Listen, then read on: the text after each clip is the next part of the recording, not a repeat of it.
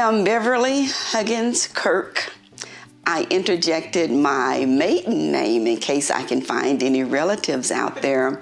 My husband strictly prefers that I am Beverly Kirk. I have been married about 47 years. I'm a longtime resident of Oklahoma City, born in the state of Oklahoma. 3 children, grandchildren. Life has progressed down a really good road for me. Ups and downs, but I'm very happy to be where I am today. Quilting happened when the first child went off to school. I have 3 children. Other families had 1 and 2, I thought. But no, I wouldn't be happy until I had all 3, 2 girls and a boy in the middle. So the first one graduated in '96, and I think I didn't get the bedroom then, but she had to go to college. And from there, the young son graduated high school and moved himself on. And that left a room in the house that I could say, I'm going to convert this to my sewing room. Also in 1997, that graduation year, my dad passed away, and a brand new kind of grief entered my life. And I asked my mother, he was a minister, shoes, ties, cologne, hats. And I asked my mother for his ties, and she gave them to me. I took them knowing how to sew from high school. Does not mean I knew how to quilt with silk on a pattern that was intricate. And I was gonna make a quilt out of his ties.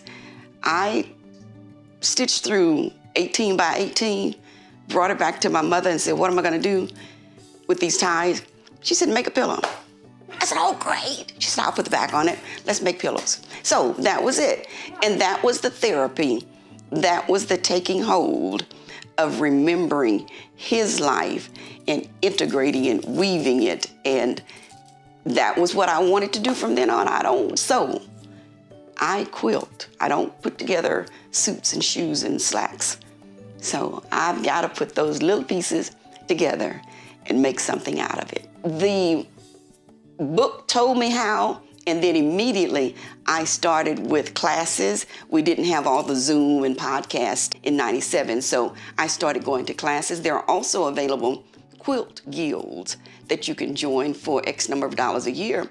And then you go, and there's this whole world of people, and they can do, and they can stitch, and they look at you and say, come on, let's, you know, and the type of machines they use. Oh, wow, I need another machine. So, so that was the friendship, and the world opened up in the world of quilting. I always wanted to grow up from a small singer, and I think they even call it a, can't think of what they call that small singer. But yeah, I wanted to graduate, and there are some machines that have German engineering because the names I could not pronounce correctly. And yeah, so it's been fun and exciting when you learn what a machine and what the technique can do. And then you move from a sewing machine to a quilting machine, and then to an embroidery machine. So I ran with my friends. I ran to quilt shops. I read labels.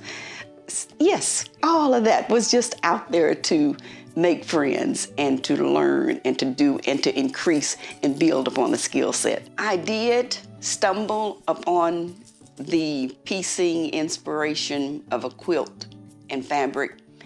And then I asked, well, Mama always sewed, but with 6 children, she was making slacks and tops, and she made my dresses, and it was a skill to be learned in high school. So I did that.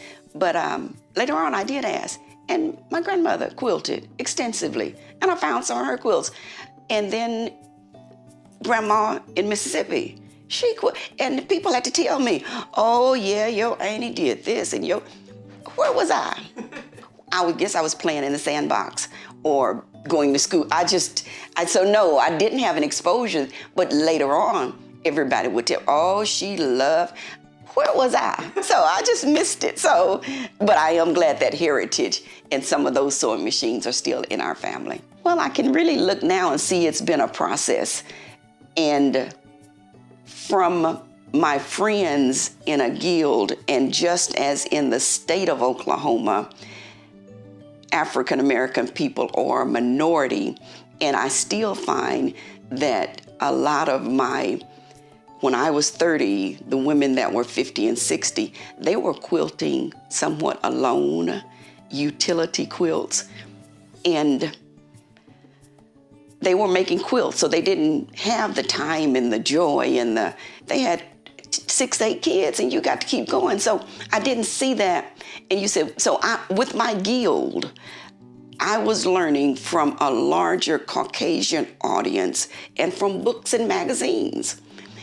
The steps, the process, the materials, the backing, the stabilizer, and there were precision points and techniques that everything would line up 4 across, 4 down, perfectly turned corners, and here so I learned avidly. And all of a sudden I put those in quilt shows, and they were red, white, and blue, and pink and green and yellow, and they were flowers.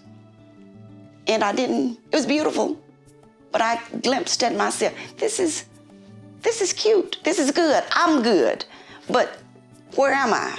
The church has an active quilting guild when the virus permits, and it was awesome. It really, if you looked at the 10 of us, we'd start smiling right now because we've built camaraderie and friendship that will last.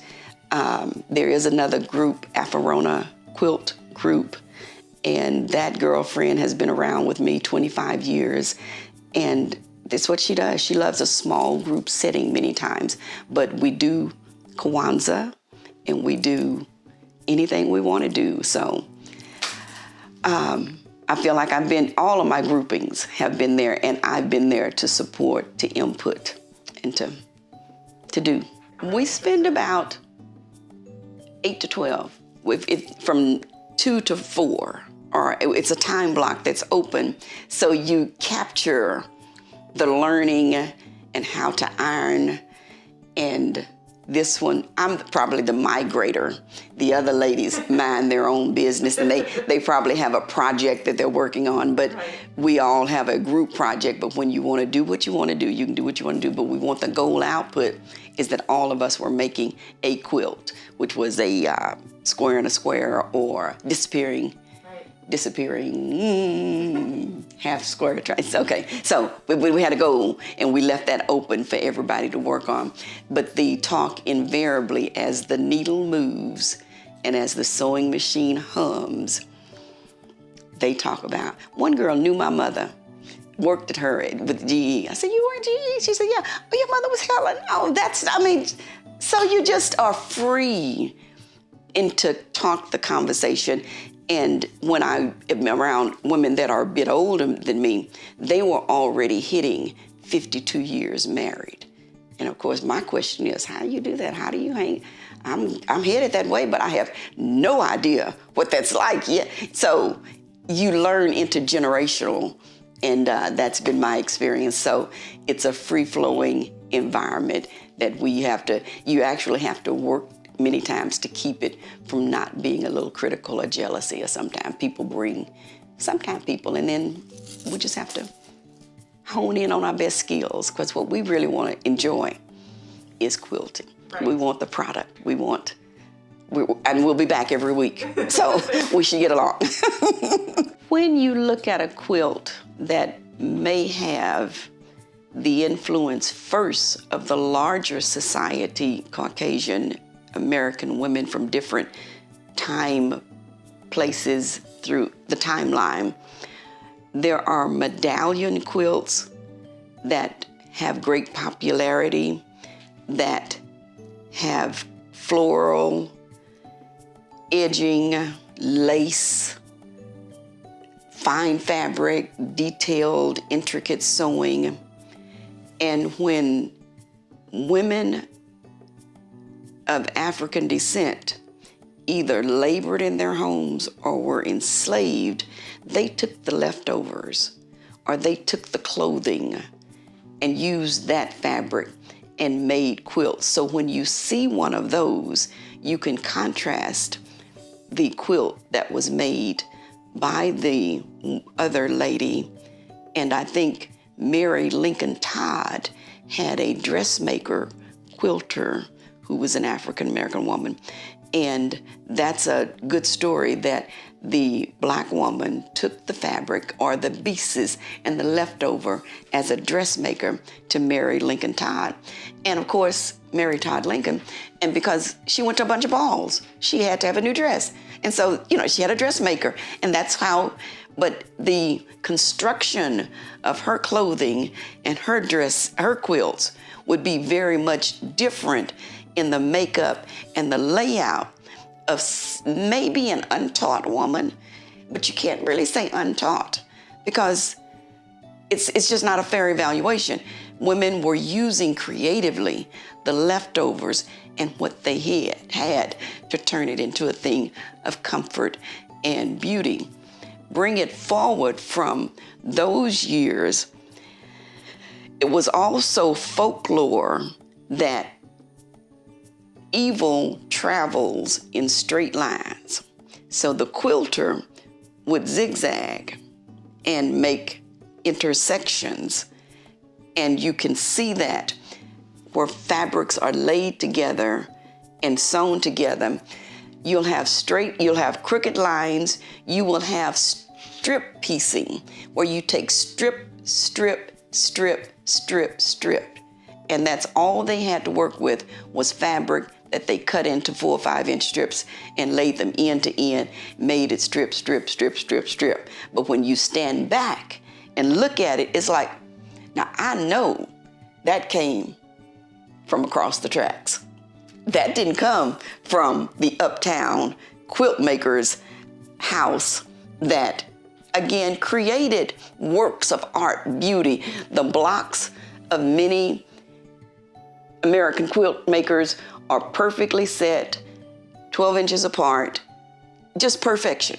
Because there was the time and there was someone sewing.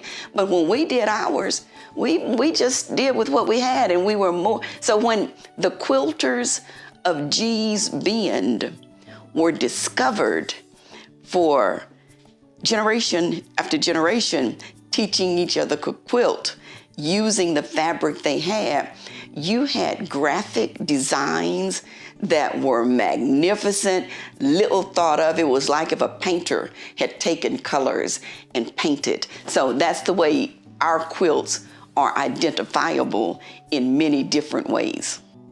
I don't know how you simply turn inward to say what reflects my interest. Probably then I wanted to make a family tree quilt, or I wanted to take my daughter's t-shirts, and that became personal. And then I could add borders. And I found out for all the straight lines, I wanted to go crooked. I wanted to set it on point. I wanted to make the corner here and the rest of it come down here. So I started breaking rules. And then I chose colors that were not on the color wheel. Found fabric, orange and green, and then purple. Oh, I like this. And that was coming without me knowing from the inner me that my mother, grandma, big mama, auntie, she came out with that hat that had a ribbon on it. And like, this is how we dress. This is what we do. So I began to see the cultural aspect of how I was beginning to choose fabric colors, and pleased with it. The perfect quilt wins the best of show. The more intricate, the more detailed, best of show. I wasn't winning best of show. I was notable sometimes, but I wasn't perfect. And I found out I didn't want to be perfect. I wanted the flavor. It's cooking. Yes. It's, fashion modeling, so it's what I began to get comfortable in seeking out other girls and guilds and quilters in the Black community. Though I only had one here in Oklahoma City. And we began to quilt. And I began to see these ladies, and usually they were older than me, doing my 50s And so I could hear their stories, I could hear their life and see what they were doing. So I wanted to, again, tap into my culture, and a particular friend at the Oklahoma Arts Council began to use the term of folk art when communities of people, from Native American to Blacks to the Amish people, there are clusters of individuals that create fabric styles and colors and sceneries that term says, well, how does the group of people that I want to reach or that I have been with do quilts? So I chose an individual by the name of Harriet Angeline Powers, and she was enslaved in 1837. Civil War came in 62 to 65. She was married with 10 children, and then they came into land ownership. Then her husband left her at 60 years old. Her biography is well known, and 2 quilts that she made are in the Smithsonian for people to see this type of crafting folk art that is applique and machine stitched. And she's just a beautiful woman, but we don't know much about her. We know great things about her, and she is truly hailed as a master stitcher when you see those hands that have made 2 quilts that have been preserved. I mentioned utility quilts. Half the folks that made quilts, we used them. We put them on the truck, we put them on the wagon, and went east, west, north, and south. So they were used and they were washed with harsh lye soap. The fabrics might have been hard and jean fabric and used clothing, but they were worn, so you don't get many authentic pieces. The last couple of quilts she made at age 72 have been preserved, and they are beautiful. People go, it's just that. So that was what I wanted to create, a storyline showing her life and her story, and who else would come along. My other girlfriends, we made it about 10 years ago. That quilt guild made it, and I didn't pay attention, and they did. So now I'm wanting to recreate that pattern of the Bible story quilt by Harriet Powers. To look at the life of Harriet, I like Angeline Powers. And her time square reaches back, like I say, it's hard to imagine 1800s, rural America, up in Pennsylvania, over in Ohio, out in California. Chicago had the roaring 1800s. So wherever individuals here in this state that I might run across a quilter, they might have their grandma's quilt. And it should be stored safely, and it should be folded and refolded, and don't you dare wash it in something. And so I want them to gently bring it out from under the bed and share with us in the life, because it's a story in itself, paralleling the story that Harriet Powers has given us. And we hope, in my project with the library, are hoping that individuals will allow us to look at their quilt, and it can be photographed, or I'm just going a few places on it, but however they present that to us and tell us where its origination was, we would catalog it, because a quilt does have name. There are log cabin blocks, there are crazy quilt blocks, there are half square triangles, there are medallion quilts. So you can actually see what the quilt represents in that history and time that they were making certain types of quilts in popularity. So we have an opportunity to find some jewels and to document them, and that would be a way to allow individuals to share their story and honor their heritage and where they are now. I want their hands to be involved in creating something that honors her life. If we only know her as an enslaved woman with 2 quilts in 2 major museums, but I want them to envision their family structure, their life, And I want their hands to go to work. I mentioned a call to artists. A lot of ladies who sew and quilt, they don't even know that they can sit and make flowers or make a landscape using fabric and layers. And one girl put a puppy on her quilt, another project I was doing, because that was what affected her in the love that was being shared in the community. She said everybody loved the dog. So, but this, come with it. Right. If this is what people can engender themselves to by looking at her life, she was a wife, she was a mother, she worked as a seamstress. So I want them to pick something from their family that connects with Harriet's full scope of a woman working in America from birth to age 72. And what she left behind. I want my friends to make something to leave behind. If it's one block, I'll put it into a quilt for them, and we can have a community quilt. Or if they go to work and make a full symbolic quilt with very standardized quilt. These are standard blocks that is a square in a square. So you can use basic block structures and then come along and put something inside of that quilt that speaks to you. So any way that anyone would want to create, I always just ask them, what do you want to do? Now that you know a story, what do you want to do in sewing and quilting? And that's how I wanted to develop. And there have been in other states quilt documentation. So it's kind of a pattern that we can follow that has been done before. Great. Been done in Oklahoma about maybe 26 years ago. And so that represents a partial. Yeah. And we may be adding to that base of knowledge. This particular project, I hope, will involve mature women that have quilting skills. Because I've been in some areas and I've taught women how to quilt. The only other thing that would surprise me is if I would get a couple of enthusiastic young painters or artists that are media savvy and want to pick up the quilting craft. It would be a boom to have 25 to 30-year-olds come up with their color selection and what is vivid on every Super Bowl commercial that I don't know what's going on. Every car is gonna be electric. Say what?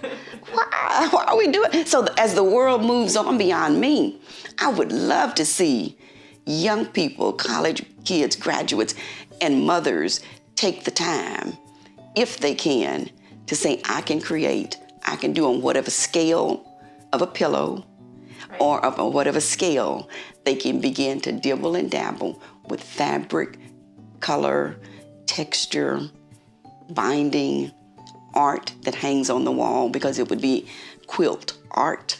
So not every quilt, it goes on the bed.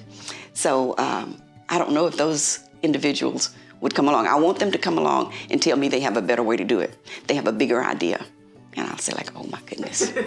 So that would just be completely wonderful. Being given the opportunity, because I've probably thought through and dreamed, and I've seen and paid attention to a lot of things that have been done in the quilt world. And for it to come to my front door, I'm kind of duplicate. I know a lot from those angles. It's not a brand new, it's been done before. And lo and behold, I get to put the pieces together. And you always want to be prepared that the front end matches the output. It's what I want my audience to feel completely comfortable with what they are a part of and what's this about, because they'll ask me that over and over. It's about telling a story of one folk art quilter named Harriet Powers, her life, and what she created. Now, how about your life? What would you like to create? Why is it important? It has sustained me since 1997 with the loss of my dad. Sister and mother died within 20 months ago. But even throughout life, I've seen a lot of things happen. And we are church people that interweave with our communities. And so we share ups and downs in families' lives. So it means to me, I wanted to just say leave a legacy, but I'm in the middle. All of my quilting that has been done serves a purpose to voice, to share, to comfort, to know that that deacon that I made a blanket for, he won't even let it get washed and use it. He goes on dialysis. Yeah. And so I wanted him to have it. And he said, oh no.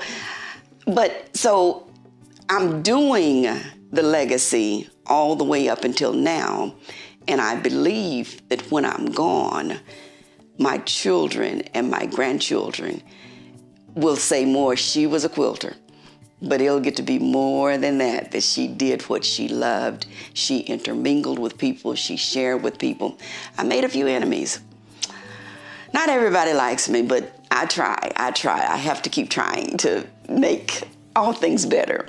So that's what looking back and going forward is to me. I want things to be added to this project and to any time that a quilt exhibit is given in Oklahoma City, because people will come to see the quilts, and the quilts tell a story.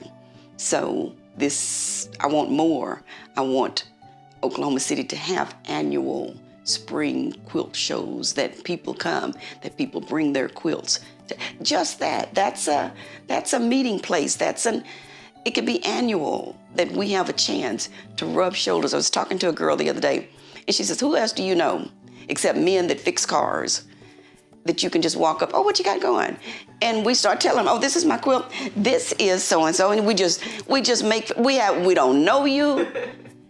Right. And so that's a point. That's it's just magic. So I'd like that. I'd like for more to be built into Oklahoma City, that the quilting craft, that the artists, art drawing, just a myriad. They talk about things that art programs are important in school to children, to get them to see beyond the world they're in. So that's why and we bring in the younger people too when you do that. So those, because I might bear repetition, but that is my way of expanding and having my work judged in a realm of others that are on the same topic and using various skills that relate to me. What I have done is to seek to have my art placed in magazines, and that one time I was rejected. But when I worked with the Women of Color Quilters Network, and there was another young lady in our WOC group, she had the idea that in Pennsylvania was the first White House that George Washington was in, and there in Pennsylvania, I believe, they were excavating and they were finding tunnels and the kitchenware, and it was slaves actually built Washington, D.C., as well as that property that was use of slave labor. So they would find the stories of the people that was a chef's quarter or that was a living quarter attached, and you would surmise, and that's what was all in the newspaper out of Pennsylvania. They were excavating, finding these things. So her idea was to ask quilters, now that you see the story of the chef and the women, and there was a runaway slave from George Washington named Ona, and he sent out to have her retrieved, documented. People lived, people died, people have records. You check the land ownership, you check the, I don't want to say slaveholders' records, but they did, because we were property, they definitely kept records of of individuals that they were responsible for in their care. So when those facts, and we were looking at it from that angle, she invited artists to look at that story and what is happening and to create a quilt that tells your place in life. So I was able to look at that, and I gave that quilt to my brother. But at that time I was using alphabets, and there was fabric that had alphabets on it. So I used them to give my family name of Sipuel. Smith was Lucinda's name. Sipuel was the first married name. Then I became a Huggins from my mother, and then we became the Kirks when I married my husband. So I interlaced those, Washington, his face, and all of it, because we are the same when it comes to a historical Black heritage. In many ways, variances, yes, but there's a connecting point when that type of call is made. And I participated in it. It gave me that first creative venture. And of course, the work is usually accepted. It creates, when that quilter has 150 individuals respond, and she does this, and she does this, and she does this, and we write our piece below it, then it becomes a story that is good to tell. So that's how I've gone after the creative crafting of a story within a quilt. And then when they receive the quilts that we mail to them, they are then able to mail it to other vicinities or venues that will put on a quilt show, and then that part of the United States will go to that museum and see the entire story and the book. And I'm in it. I'm telling a story. Yeah. So I've been seen and I've been heard. There are a good many authors in the African American realm of quilting that I've read their books, and I would like to write a book. That's what it does for you. What do I have to leave in a solid form? Where's my voice? Where's my story? Right. And that's the inspiration that I see these ladies attain that status. And they have even had their quilts placed in major museums. So that's my inspiration. There's still time that I might do something. The current project, again, is Harriet Powers. She created 2 quilts. This one is the Bible story quilt, and it is on display in the Smithsonian. And so it wasn't at that site, it was simply Amazon, that the image has been recreated into many, but this is a quilt that I am researching and picking up odds and ends and tidbits about, and all of the facts of her life that are stated, I began to look at the facts that are not stated. So I began to interject the imaginative part of life during 1850, 1860, 1880. My grandmother was born 1900. So she was 60. You know, you can count every year that she had a birthday. Oh, you were born in 1900? Yes. So again, it creates a time frame. But I am researching. The more I do, I suspect that over the next few months, I will be verbatim telling the story of what each of these pictures mean. What she did in telling the Bible story quilt, she went from Adam and Eve in the garden to Jesus Christ and the resurrection. She had Judas, which 30 pieces of corn. She had Cain slew Abel and his blood running down. Jacob had a dream of an angel going up and down. So her story, so we're gonna talk about these stories as we recreate them in an applique and a sewing fashion. So that's pretty exciting when you put pictures to what these Christmas stories and Easter stories that have been told, and of course, in reverence to the Bible, as I do, it's a good, I mean, that's a story. We're telling more than a story.